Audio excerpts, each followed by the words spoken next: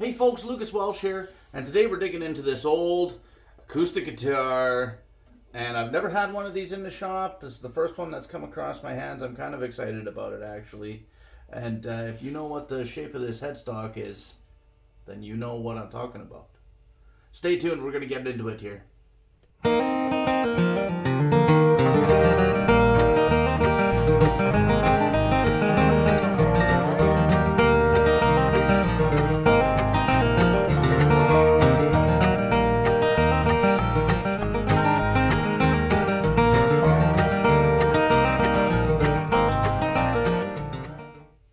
All right. So, I mean, that's kind of an iconic headstock, really. You've got Gibsons and, I mean, Martins were just kind of a straight trapezoidal type shape. And then the Gibsons had the, the little mustache, if you want to call it that. But this, my fine furry friends, is the Harmony guitar headstock. This is one of the shapes of headstocks that they had. They did have a few, but basically the top was always kind of the same. I do have another one, an arch top kicking around here. I could show you some of the similarities maybe later. This guitar is this is, another one of these kind of a legacy guitar, if you will. I don't know. The gentleman that had it, he can't play anymore. He's got arthritis bad, so he can't play anymore. And the family just kind of wants to get this guitar into nice shape so that, it at least looks good and that he can enjoy it even though he can't play it. It looks a little bit grody right now. It looks like it's been sitting in a closet gaining dust for a while. So let's have a little bit of a closer look at this unit here. Now, the Roy Smeck model, they didn't just limit themselves to one guitar to put his name on. I've found no less than like a dozen different models, from acoustic flat tops, arch tops, lap steels, electric guitars, Stratatones. I mean, they put his name on everything. They really did. So, and this is just one of the variants of the headstock logo.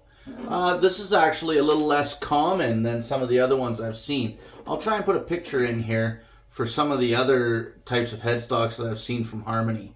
Okay, some of them had like a kind of a series of lines that went around there, and they were a little bit more ornate. This is a little bit more meat and potatoes kind of a headstock logo here.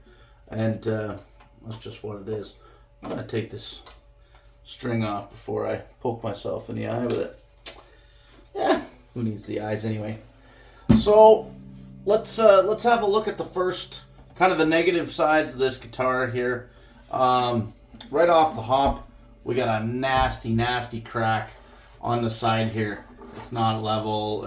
It looks like it maybe took a bit of a fall. And I don't know if you can see the neck, the string height on that bad boy, but I can put a pinky finger underneath there. So if I get my string height gauge out here, and let's just take a measure here at the 12th. That's a balmy, off the charts. Okay, my gauge doesn't even read that. Let's go the other way here. There's 5, so 6 millimeters thereabouts, and the E string, the first string is actually higher yet, so closer to 8 mils. Yeah, so there's a little bit of string height. I mean, I don't know. Oh, we're not gonna do that again. Okay. So we've definitely got we've got a neck angle issue. I mean, there's no truss rod in this beast. The neck has a substantial amount of bow in it, actually. So that's great. We've also got some tape underneath the nut. Some nice tape shims there. that works. You know, somebody wanted higher action. Huh, go figure. So, yeah, I mean, like, it's just ouchy all around. Well, actually, the lower 4 strings not too bad. The pick guard is wrong, and it looks like, you know, I can see the old hole where it came up to, maybe even a second hole. I'd have to look to see if that was how that was done. But this should have had a pick guard that slendered and kind of came out to another little bubble here and worked its way around. So it probably broke, and they just, you know, kind of reshaped the original here and put it on there. The bridge, there's a couple different types of bridges they had. They had a bit of a slender bridge that went around, and then this is more of a Martin style bridge, a later style bridge. And I'm not sure if this bridge is correct. Okay. Now the other thing that you might be looking at here, maybe some of you have caught on to this, this top doesn't quite look like the same finish as the back. So I mean, the back is in rough shape and crazed and everything, but it's still a gloss finish on there. And this top, when I look at it in this light, it's just pebbled all the way across. So it looks like we've had a little bit of maybe a rattle can restoration done on this one. And for those of you that follow one of my heroes, Derek at Vice Grip Garage, that's what he would say. The rattle can restoration. Okay, can we just make it a 10-foot guitar? Looks good from 10 feet. And so they're not happy. They're not happy. So the story goes that the customer had some work done on the guitar, and when he got it back, he was not happy at all. And I wonder if that's part of what went on. Okay. This has got a spruce top, birch sides and back. The neck, I'm not 100% sure on the neck. A lot of these Harmony necks were poplar, but there were some of the better models that had mahogany necks. I'm going to go out on a limb here. There's a couple little checks, and I'm going to go out on a limb and say that's a pretty light color to be mahogany. I'm thinking that this is a poplar neck. And the other thing that I'm not sure about, you know, typically these guitars had pretty decent fretboards. Like some of them were Brazilian rosewood, Indian rosewood, but there were some dyed hardwood models, and I'm seeing some wear through kind of the top layer here, but it's kind of hard to figure out a little bit because there's some wear down here that's all dark and black underneath, which would kind of lead me to say that this is maybe an ebony fingerboard, but I don't think they ever used ebony as a fingerboard material. There were more rosewood and whatnot, so I'm thinking that this is a dyed hardwood fingerboard, fretboard, whatever you want to call it. The nut is wrong. The bridge is glued down good and everything like that, but there's massive witness lines here where they painted, and it's a thick paint that they got on here. The bridge pins are pulled out for some reason, very tight. It's extremely dirty on the inside, which is great. No. There's a bunch of black soot built up on the inside of this guitar. So for those of you that don't know, a lot of these Harmony archtop guitars, well, I think all of them, but I don't want to say that for sure, were ladder brace guitars. So ladder braced meaning the braces run just like a ladder, like the rungs of a ladder, on the top and the back, or top and the back. These are some beefy braces in here. Now your modern guitars, well, and even your old guitars, were X-braced. You know, so they've got a great big X brace and a transverse brace and a yada brace, and like that. So a lot of people are down on these ladder brace guitars. They don't like the tone of them and this and that. And I gotta say, I'm kind of the opposite camp. I like the sound of these ladder brace guitars because it's different. Because it's unique. It's not just that same Martin Dreadnought, Martin Triple O, Martin Double O, Martin OM sound, you know, and even Gibson. They've got their sound, and it's a great sound. I'm not saying it's not good. I'm just saying, when I hear a ladder brace guitar, I know that it's a ladder brace guitar. So there's just a uniqueness to them that just share the love, people. Feel the love. So what do we think for a year on this beast? Now, Harmony actually had a pretty good system for years of their guitars. They made the Roy Smeck model forever. Like, just about the entirety of their guitar making career. So there's a couple different things that we look at, and we don't need to get crazy, you know, looking at like the tuning machines and stuff like that, because Harmony really did have a decent serial number and grading system. Okay, so they've got the main serial number, which you'll see likely has a 4-digit number, then an H, followed by a 2 to 4-digit number again. Those first few numbers before the H don't really mean much. That's a batch number, you know, from the factory, and it really doesn't tell us anything about the date or anything like that. But the H and the last few numbers are the model number of the guitar. So, you know, like this is an H7030. Okay, 7030, which is a Roy Smeck model guitar. That was sold by Montgomery Ward's 1961 to 1963. Okay. We also have another verifying factor in that. There's a stamp on the inside, and I'll try and get you guys in here to have a look once I get the strings off and everything. But there's a stamp on the inside too. And that stamp changed over the years, and there's kind of a range of years that they had that particular stamp going. And within that stamp, they would often have an F followed by 2 numbers, or an S followed by 2 numbers. The F and the S stand for fall or spring, and the 2 numbers following stands for the year. Now, I can't really make this one out. Because the problem is they were ink stamped, and the ink tended to leach a little bit sometimes and distort.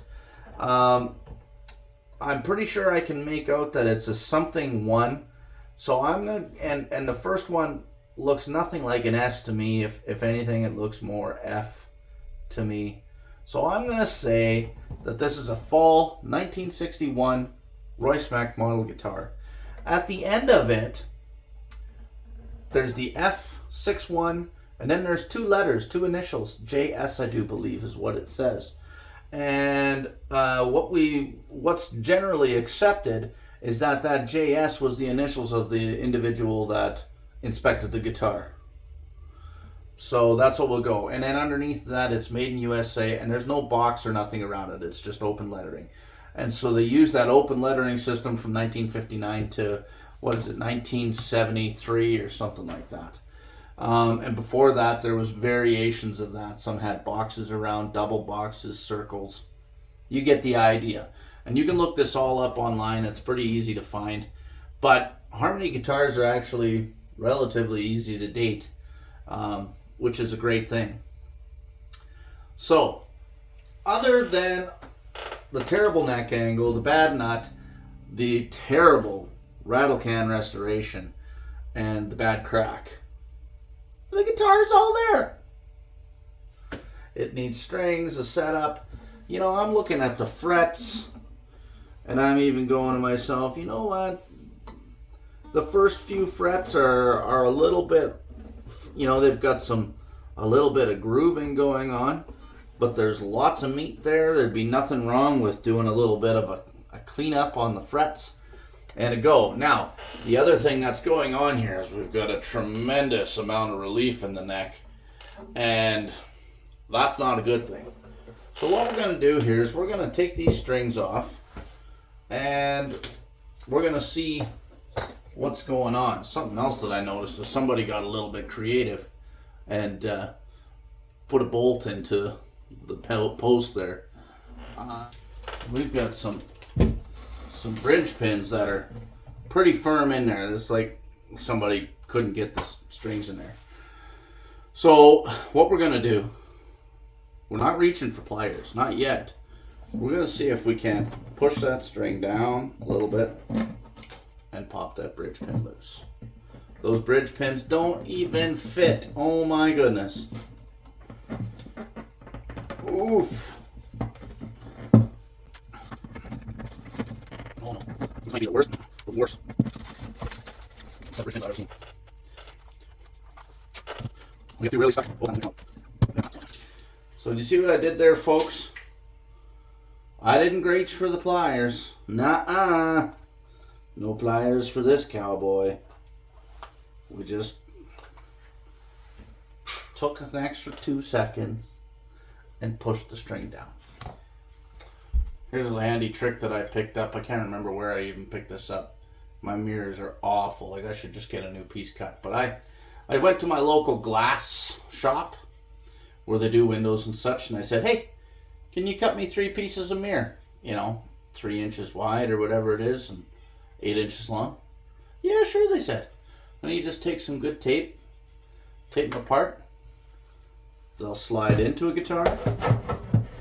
And these are actually almost a little bit too wide. Sometimes I have a hard time getting them to open up. Like this guitar, they're probably not going to open up. But okay, let me see if I can get you folks in here. Show you what we got going on. Okay, so here we go.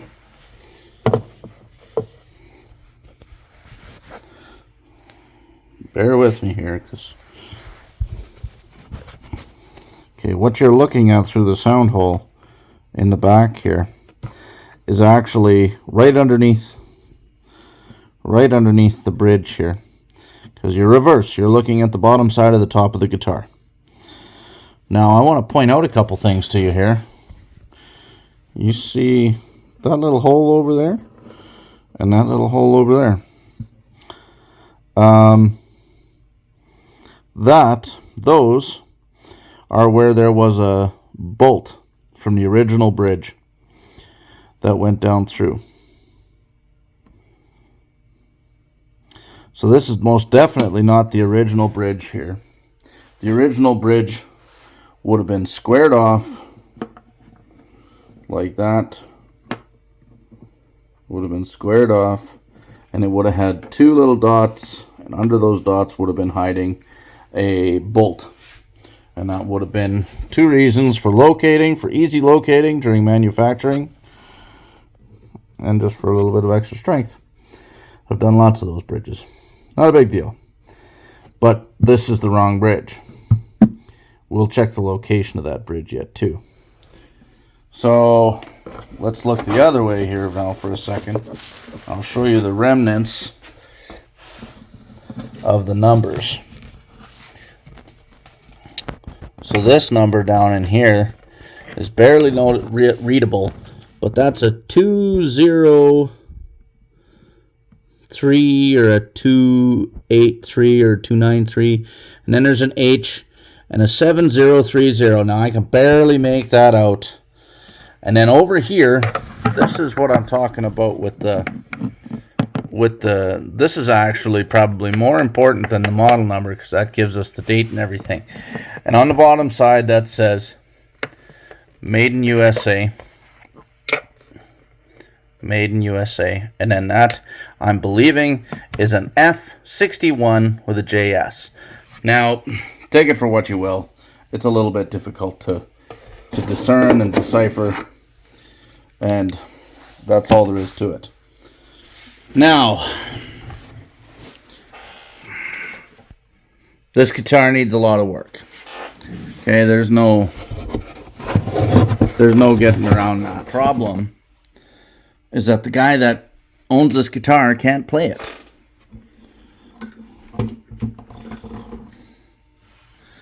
And I really hate to see a guitar hang on a wall and not be played. I mean, look at this paint job. Look at that paint job. I mean, you can literally see brush strokes in that paint job.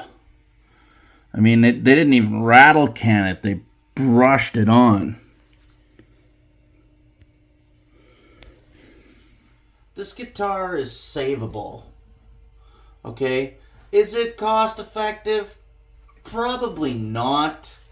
You know, a neck reset, this neck is so warped, I'd likely have to take the fingerboard off and put a carbon fiber insert, you know. I mean, proper neck reset, you know, you're like $500. The repair on the side, no problem. But the neck reset, and I mean, yeah, I know some of you are saying, oh, why don't you do whatever they call that, a kung pu neck reset or a whatever. And I'm like, I don't like it. I'm just being honest with you guys. I don't like it. Don't like it at all. Even if I was going to convert this to a bolt-on neck, okay, I would still pull the neck out. I wouldn't cut it. Because you cut that and I don't know. I just don't like it. I don't like it. Sorry. Not sorry.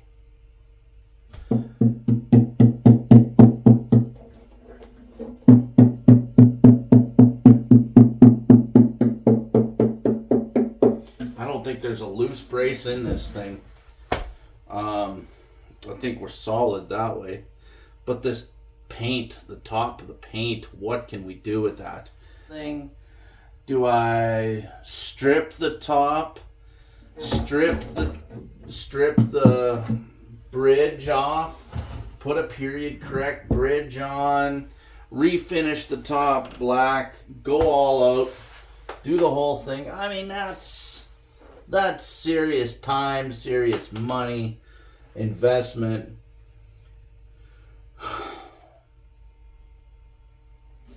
Anyway, I'll figure out a couple different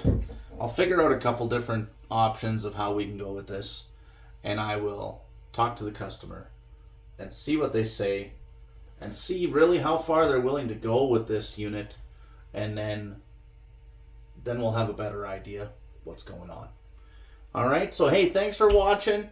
And this is, I really hope they want to make this guitar look good. Like, I really hope that they want me to do the work on this guitar, because I would love to get this guitar back into full playing shape.